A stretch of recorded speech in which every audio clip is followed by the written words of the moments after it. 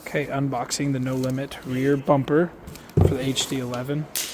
Here are the contents. It comes with obviously the bumper, light pods, wiring harness, switch, 2 bolt tabs, which will go inside the bed.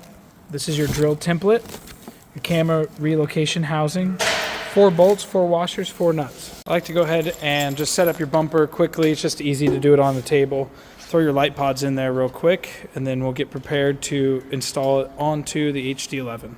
Okay, so take your drill template where it says hinge with an arrow, and you clip it on to the frame. Make sure it's pressed all the way forward. Grab a 5/16 drill and drill through each of these holes all the way through the plastic bed, and then do the same thing for the passenger side. Yellow, pushed all the way against, 2 holes. You've drilled your holes, remove your template, put your bed spacer,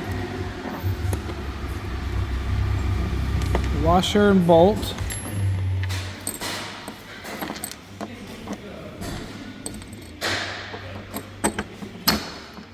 push down through the top on both sides like that. Do the same thing for the driver's side. Next, go ahead and get a 10mm socket and move your heat shield down so that you can expose the 3 bolts on the camera housing. There's one here, there's one here, and there's one on the back side. Using your T20 Torx bit, go ahead and remove all 3 of those screws. After you removed your camera housing, go ahead and grab an 8mm socket and remove these 2 screws. Make sure you save them for later because we'll reuse them on the new camera housing kit. Now grab your camera housing kit and install it to the camera. Sorry, doing this one-handed. And reuse those 8mm bolts in the same location.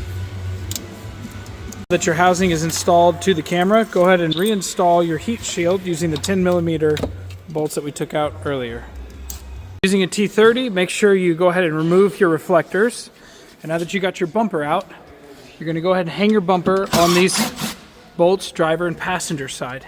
If you're doing this by yourself, go ahead and at least get one of them started, one of the nuts started as you got the bumper up there, so that you can move to this side a little easier and get that started.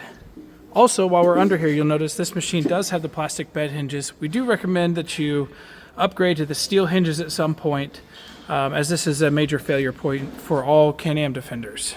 Now that we have our bumper mounted and tightened, we're going to go ahead and take our camera housing. Using a 1/4" socket, we'll go ahead and mount them with the stainless steel screws that were provided.